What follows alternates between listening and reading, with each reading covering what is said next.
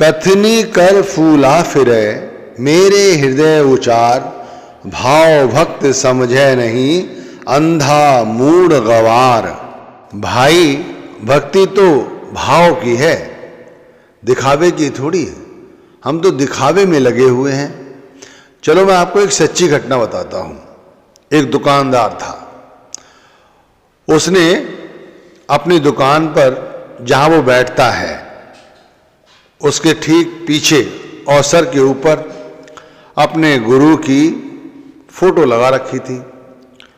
गुरु से पहले जो गुरु रहे, उनसे पहले जो गुरु रहे, उन सभी की फोटो उसने एक साथ लगा रखी थी। और बहुत अच्छी लगती है उसकी दुकान, बहुत ही सुंदर बनाई हुई उसने। वैसे गुरु कृपा जैसे बरस रही है। अच्छी दुकान, बहुत सुंदर दुकान। मैंने अक्सर उसे देखा कि वो उसी गल्ले पर बैठकर उसी स्थान पर सिगरेट पीता है और ऊपर गुरु की फोटो लगी हुई है। कई बार सोचा इसे टोक दूं, पर सोचा बुरा लग जाएगा। और भाई बड़ा आदमी है, बड़ी दुकान है इसकी, भाई मैं तो इन्हें समझाऊं कि आप ऐसा क्यों करते हैं जब सब कुछ गुरु ने दिया है। ग्राहक भी आपके पास अच्छे आ रहे हैं, कारोबार भी अच्छा चल रहा है और गुरु की फोटो इतनी सुंदर नजर आ रही है, तो आप नीचे बैठकर सिगरेट पीते हैं। क्या कभी आपको ये एहसास नहीं होता कि जो सिगरेट आप पी रहे हैं उनका धुआं ऊपर जा रहा है? आपको ये लगता है क्या ये केवल फोटो है? मन में बहुत सारे विचार आए कि उसे समझाऊं, लेकिन समझा नहीं सका। डर था कहीं बुरा ना लग जाए, कहीं झगड़ा ना हो जाए। छोड़ दी बात। इत्तेफाक की बात थी कि उसी साल गुरु के भंडारे में वो मुझे मिल गया। जब संगत सत्संग सुनने के बाद पंडाल से बाहर निकल रही थी, तब वो वहीं बैठा हुआ था। सत्संग घर में उसे देखकर मन में पता नहीं क्या आया और हाथ जोड़कर उसके पास बैठ गया। वो कहने लगा मैंने आपको पहचाना नहीं।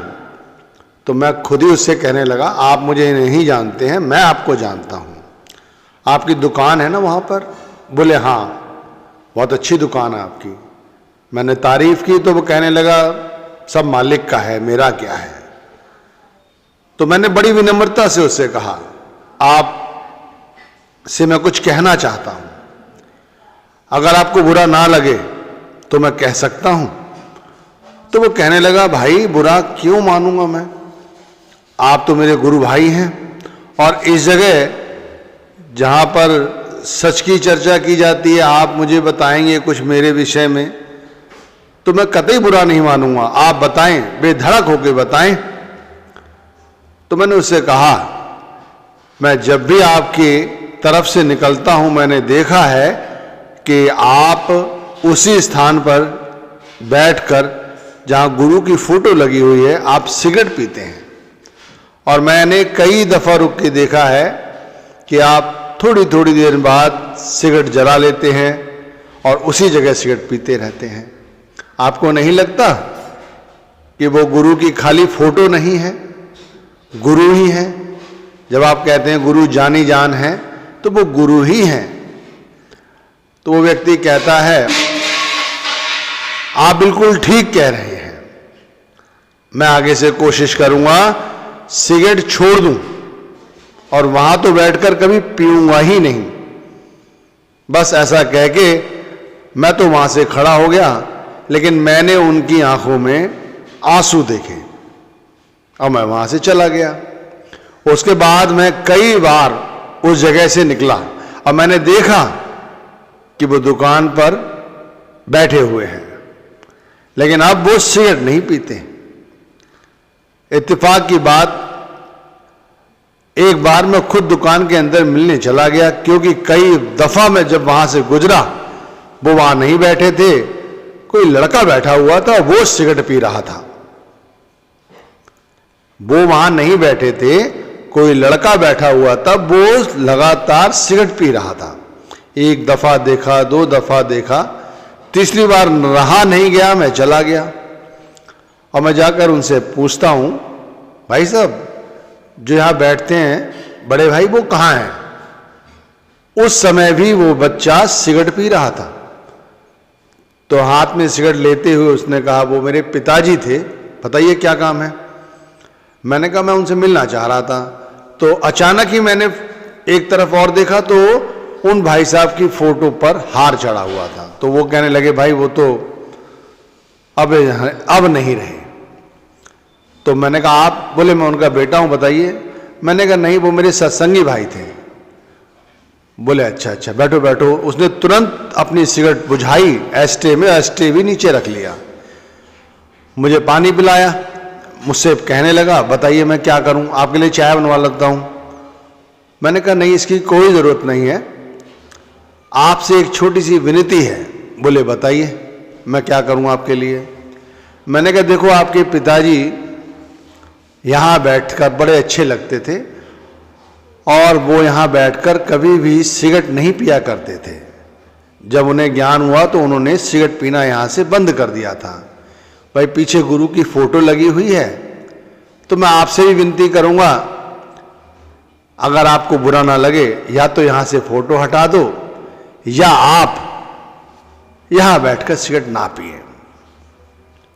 वो बच्चा मुझसे बड़ी विनम्रता से कहता है, बाबूजी आप चिंता ना करें, आगे से ये गलती नहीं होगी। मैं जानता हूं कि मेरे को आपने पिता रूप में ही किसी न किसी तरह मुझे समझाया है और मैं खुद भी मानता हूं मुझे ये गलत लगता था, लेकिन मैं ये कर नहीं पा रहा था। लेकिन मैं आपको वचन देता हूं कि मैं ऐसा नहीं करूंगा। अब मैं वहां से चला आया। अब मैं वहां से हजारों दफा गुजरा हूं, मैंने देखा वो लड़का वहां बैठा होता है, पर वहां वो बैठकर सिगरेट नहीं पीता। मैंने उसे एक दो बार सिगरेट पीते देखा है, लेकिन दुकान के बाहर पीते देखा है, दुकान के अंदर नहीं। तो भाई भक्ति तो भाव की है। हमें ऐसे भक्ति करनी चाहिए जैसे गुरु हमेशा हमारे अंग संग हैं। यहाँ तो भाई जो सुमिरन में अपनी सुरत लगाए रखेगा, जो 24 घंटे शब्द को जपेगा और हर जगह गुरु को, शब्द को, परमात्मा का एहसास मन में लाएगा, उससे कोई गलत कार्य नहीं होगा। वो चाह कर भी कोई गलत कार्य नहीं कर सकता और ना ही मन पर माया अपना प्रभाव छोड़ सकेगी, क्योंकि भाई वो तो माया से मुक्त है। सुमिरन सुरत लगाए के मुक्ते कछु न बोल, बाहर के पट दई के अंतर के पट खोल। और अंतर के पट खुल जाते हैं। बाहर जो हम बोलते हैं, बाहर जो हम देखते हैं, बाहर जो हम सुनते हैं, बाहर से हम जो भी ग्रहण करते हैं वो बाहर ही रह जाता है, वो अंदर नहीं आता। अंदर केवल शब्द है और अंदर शब्द की अनुभूति होती है। जब अंदर शब्द की अनुभूति होने लगती है तो हमें बाहर भी शब्द ही दिखाई देता है। तो इस तरह से हमें भजन सुमिरन करना है, अपने जीवन को ऊंचा ले जाना है। भाई अच्छी तरह से समझो, असल में सुमिरन करना ही संत मत नहीं है, बाकी जो कुछ भी संत मत पे बताया जाता है वो भी जरूरी है। अब सुमिरन भजन कर रहे हैं और निषेध कार्यों को भी कर रहे हैं, तो फिर कैसे हमारे अंदर सब्र आएगा, संतोष आएगा। पर स्त्री गमन करते हैं, पर धन संपत्ति पर निगाह रखते हैं, दूसरों से जलते हैं, ईर्ष्या करते हैं, धन अपना हड़पना चाहते हैं दूसरों का, अपने कारोबार में मुनाफा हो जाए, चाहे दुनिया का कितना ही अहित हो जाए, ये सब चीजें गलत हैं। भाव होना चाहिए भाई, भक्ति भाव के साथ होनी चाहिए और कर्म भी ऐसे करो जैसे भक्ति कर रहे हो, तभी कार्य बनेगा, तभी कुछ हमारा सुफल और सफल होगा। तो भाई भक्ति तो भाव की है, दिखावे की नहीं कि घर में फोटो लगा ली, दुकान पे फोटो लगा ली, दफ्तर में मेज पर फोटो रख ली, कार के डैशबोर्ड पर अपने गुरु की फोटो लगा ली। अब कार में ही डैशबोर्ड पे फोटो लगा रखी है और कार में बैठकर ही धूम्रपान कर रहे हैं, नशा कर रहे हैं, बदतमीजी कर रहे हैं। अब घर में ही फोटो लगा रखी है और बहन बीवी अपने बच्चों से, अपनी बहुओं से लड़ रही हैं। दुकान पे फोटो लगाई हुई है लेकिन ग्राहकों के साथ बदतमीजी हो रही है, उनसे अधिक मुनाफा कमाया जा रहा है। इसी तरह भाई दफ्तर में भी लगा रखी है, लेकिन फ़ायदा क्या है जब गुरु से डर ही नहीं है। भाई गुरु का डर होना चाहिए। वो खाली फोटो है तो फोटो समझो, फिर तो कोई बात ही नहीं है। लेकिन यदि गुरु जानी जान है और आपने यही सोचकर उनकी फोटो लगाई हुई है, तब भाई थोड़ी सी शर्म करो, भाई थोड़ी सी इज्जत करो, थोड़ा सा डर होना चाहिए कि हमारे गुरु हमें देख रहे हैं। हमें सब नहीं करना चाहिए। अब आप समझे इस कहानी से क्या शिक्षा मिलती है। एक व्यक्ति दुकान पर बैठकर सिगरेट पी रहा है। जब उसे एहसास हुआ कि भाई उसने गुरु की फोटो लगाई हुई है और दूसरे सत्संगी को ये बुरा लग रहा है, तो इसका मतलब उसे ये काम नहीं करना चाहिए। ऐसा नहीं है कि उसे ख्याल नहीं आया होगा, लेकिन कोई नहीं, उसने छोड़ दिया और वो तो कर्म है कि भाई वो यहाँ से चला गया। लेकिन उसकी औलाद भी वही कर रही है, उसे भी समझाया, वो मान गया। लेकिन भाई यहाँ मानते हैं कितने लोग हैं, आप समझ रहे हैं क्या समझाया जा रहा है? समझाया ये जा रहा है भाई हमारे गुरु हमारे प्रेम के भूखे हैं, हमारी भावनाओं के भूखे हैं। अगर उन्हें बसाना है तो दिल में बसाओ, और यदि फोटो लगाते हो तो इसका मतलब है दूसरों को बता रहे हो कि आप सत्संगी हो और इन गुरु से दीक्षित हो। तो भाई कम से कम गुरु का मान रखो, सम्मान रखो। कम से कम ये तो रखो कि मेरे सामने मेरे गुरु की फोटो लगी हुई है और बीवी अपनी बहू को गालियां दे रही है। कितनी गलत बात है। पड़ोसियों से लड़ रही है। इसी तरह व्यक्ति छल कपट बेईमानी कर रहा है। तो संत मत में केवल ये नहीं है कि नाम जपे जाओ और दुनिया भर के बुरे काम किए जाओ, नहीं भाई, दुनिया के बुरे कामों से भी बचना है। यही संत मत है।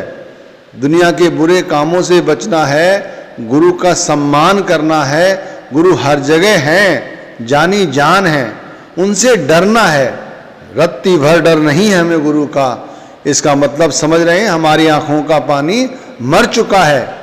हमें शर्म लिहाज नहीं है, शर्म होनी चाहिए, डर होना चाहिए और भक्ति भाव सहित होनी चाहिए, तब काम बनेगा।